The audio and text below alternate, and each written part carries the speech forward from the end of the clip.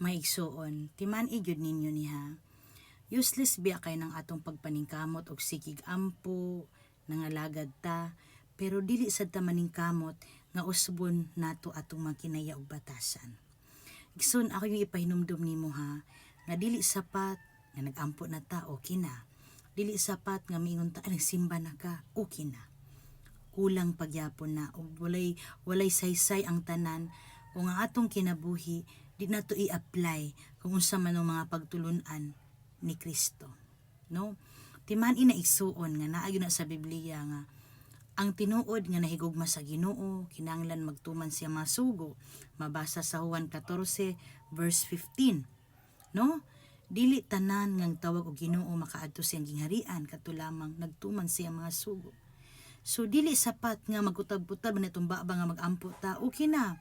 Kay daghan pang may nampun nga atong makita hangtod karon bati pagyapon og mga batasan. Hangtod karon makita nato mga Dios nun pero dili mo batig kaluoy og gugma sa uban. Hangtod karon pulong lay Ginoo pero di manggani mo bati nga manggihatagon nay moduol nila singhagan radayon mahukmanon kun dili makita nimo nga pulong pang Ginoo pero ang buhat iyawanon. Walay saysay na igsuon, no? Burataan nagkitar ato rang kaugalingon atong binuangan ni ana, no? Wala ta matinud-anon kaayo sa Ginoo. Kawang ra gyud ang tanan. Muna igsuon maningkamot ta. Yung bang i-package deal nato.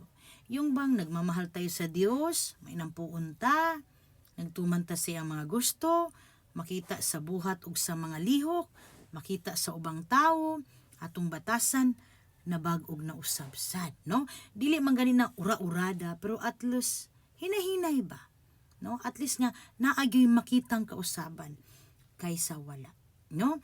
Ayaw palabig salig nga ay tagampo na bitaw ko okay na ni, ay tagsimba na ko okay na ko.